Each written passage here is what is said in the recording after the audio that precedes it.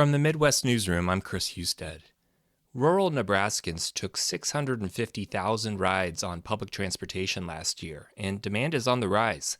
The 50-plus transit agencies that manage rural public transportation had to cut their budgets by 30% this year, a hit they didn't expect. The Midwest Newsroom's Nick Loomis reports. The door of the Chrysler minivan opens automatically. Don Yunkin takes one look at his fellow passenger and says, "Oh no, you're supposed to get in the very back. You drew the short door. straw, Open the back door." Don. Yunkin is actually good friends with passenger Dennis Daly. They chat for most of the hour-long ride through the Nebraska Sandhills from Mullen to North Platte. 491 people live in Mullen, and there's not much in the way of goods and services, so many residents rely on Hooker County Transit for errands and appointments. On this day, Yunkin is going to see his wife at a North Platte nursing home, which he does about twice a week. If it wasn't for this transit deal, I probably wouldn't even come over here once a week. Yunkin and others nearly lost their rides to North Platte when Hooker County Transit briefly shut down late last year due to difficulties getting federal and state funding. I was very upset about that. Mildred Starr is one of the residents who rallied to save Hooker County Transit under a new model.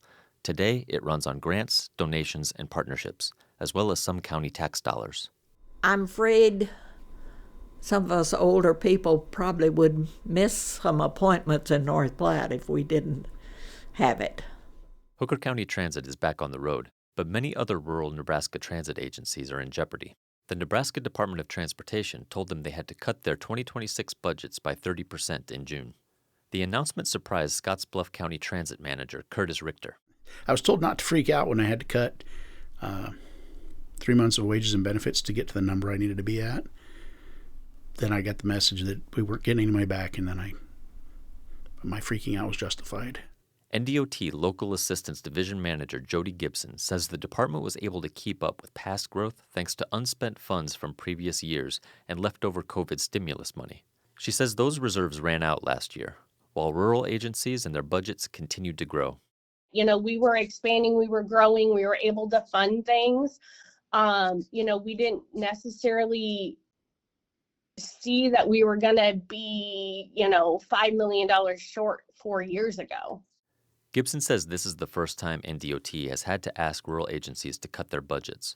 Other states are making rural transit cuts, according to Community Transportation Association of America Executive Director Scott Bogren. But he says Nebraska is the most extreme case that he knows about. I wonder what's going on, and it's worrisome because if 30% cuts are enacted across the board, that is going to really strain a lot of rural systems' ability to serve their passengers.